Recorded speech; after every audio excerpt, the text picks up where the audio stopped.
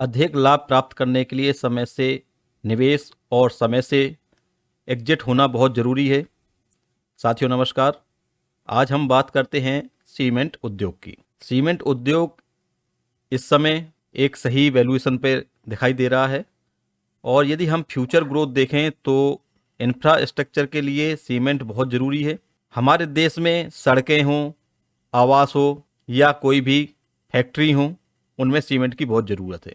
तो आप देख रहे हैं कि भारत दुनिया का सबसे बड़ा सीमेंट उत्पादक है, जिसकी वैश्विक क्षमता में 8% से अधिक की हिस्सेदारी है।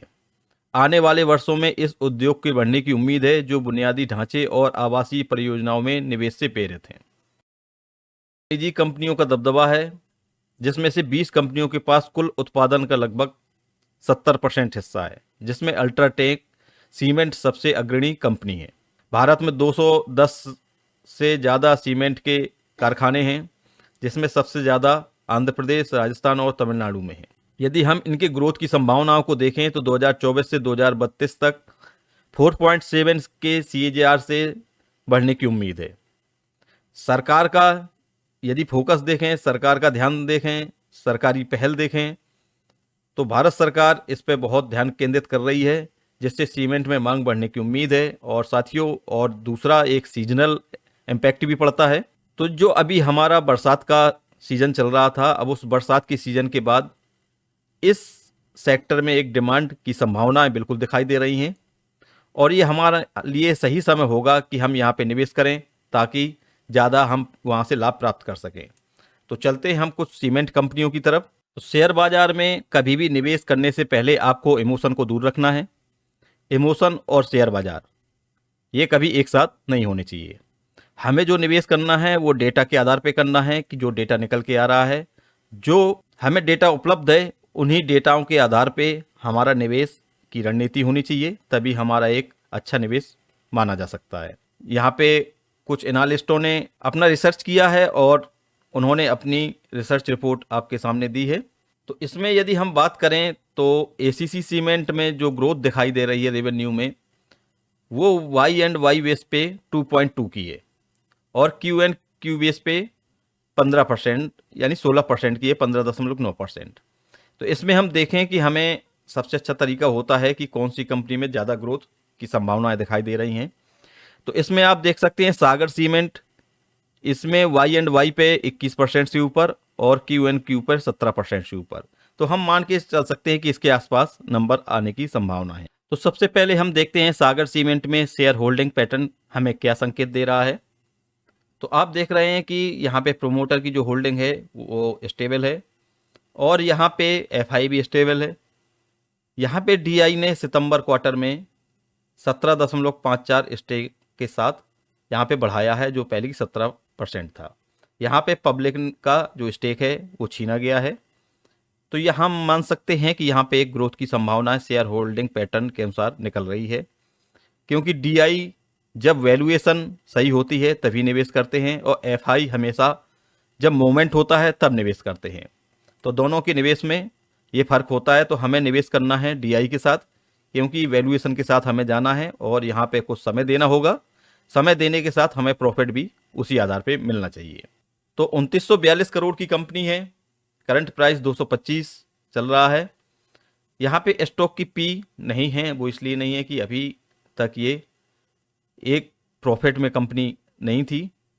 अब लेकिन जो एनालिस्टों ने रिसर्च किया है उसके अनुसार यहाँ पे प्रॉफिट बन रहा है। तो हम यहाँ पे हमें एक सही समय होगा हम इसके साथ जाएं, लेकिन आपको ध्यान रखना होगा कि जिस प्रकार से ये छोटी कंपनी है उसी प्रकार से इसमें निवेश भी आप बड़ी कंपनी में ज़्यादा निवेश, छोटी कंपनी में छोटा निवेश। सागर सीमेंट का चार्ट आपके सामने है, हम है वीकली कैंडल में और वीकली कैंडल में आप देखें तो जो इसका अप ट्रेंड चल रहा था, इस ट्रेंड के सपोर्ट के आसपास ही इस समय ये ट्रेड कर रहा है। तो ये एक सही समय बिल्कुल हो सकता है आपका निवेश का। आप इसको स्टडी कर सकते हैं और निवेश का जो इसमें सपोर्ट है वो 215 रुपये का सपोर्ट है। तो 225 पे चल रहा है, कोई ज़्यादा नहीं है, उसके समीप ही सपोर्ट के पास ही ये समय ट्रेड कर रहा है। अब हम बात करते हैं अंबुजा सीमेंट की। अंबुजा सीमेंट का मार्केट कैप बहुत बड़ा है, 1,42,000 करोड़ का है। अंबुजा सीमेंट का प्रमोटर अडानी ग्रुप है, ये आपको जानकारी होगी। यहाँ पे हम स्टॉक की बात करें तो ये 44 के पी पे चल रहा है और इंडस्ट्री पी 34 की है, तो थोड़ा सा यहाँ पे वैल्यूएशन ज़्यादा दिखाई दे रही है। स्टेक होल्डिंग बहुत मायने रखती है आपको निवेश के लिए उचित रणनीति बनाने के लिए। अब बात करते हैं एफआई की, तो एफआई ने अपना स्टेक बढ़ाया है सितंबर क्वार्टर में, और यहाँ पे डीआई की बात करें तो डीआई ने भी सितंबर क्वार्टर में अपना स्टेक बढ़ाया है। यहाँ पे हम बात करें पब्लिक होल्डिंग की, तो पब्लिक होल्डिंग केवल 6.64% है। तो हम यहाँ पे बिल्कुल संकेत हमें मिल रहा है कि एफआई और डीआई दोनों इंटरेस्ट यहाँ पे ले रहे हैं।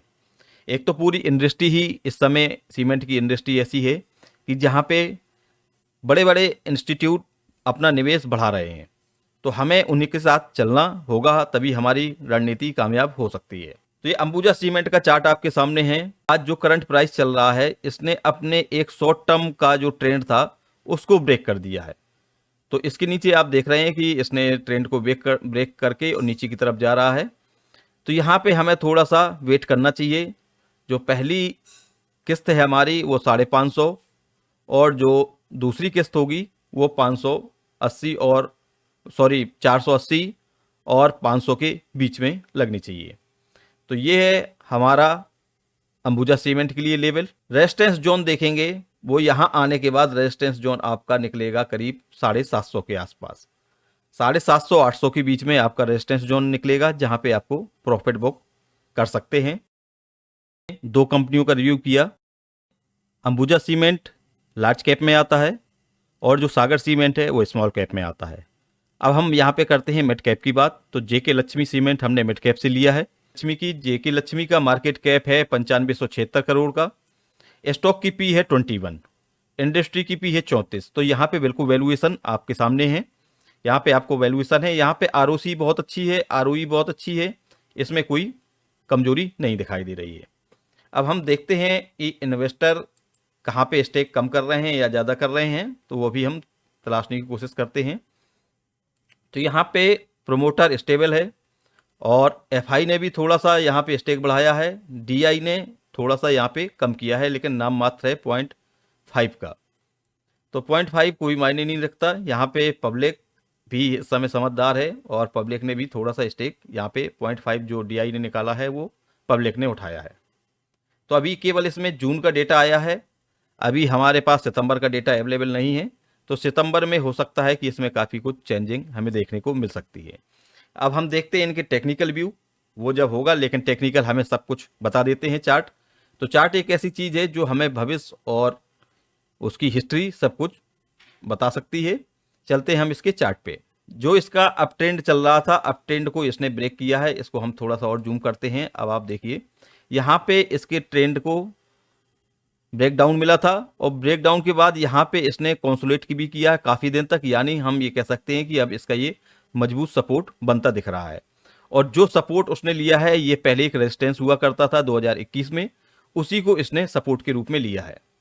तो ये एक मजबूत सपोर्ट में हम इसे कंसीडर कर सकते हैं। यहाँ से यदि एक गिरावट आती है, मान लीजिए एक पैटर्न बनता है, तो यहाँ से हल्का सा ये पैटर्न बनेगा और उसके बाद ये चलेगा। और यहाँ पे यदि ब्रेकआउट होता है जो कि लेवल है 860 का, तो 860 के लेवल का ब्रेक आउट होते ही यहाँ पे ट्रेडर एक्टिव हो जाएंगे और फिर वो आपका जो उसकी चाल है उस चाल में भी आप एक परिवर्तन देख सकते हैं। तो ये यहाँ पे आप अपना इन्वेस्ट कर सकते हैं। कुछ इन्वेस्ट यहाँ कर सकते हैं, कुछ कर सकते हैं 752 रुपये पे। तो आपका ये स्ट्रेटजी होनी चाहिए इसके निवेश के लिए। अब हम मिलते हैं नेक्स्ट वीडियो में न्यू इन्फॉर्मेशन के साथ। तब तक के लिए बाय बाय, टेक केयर।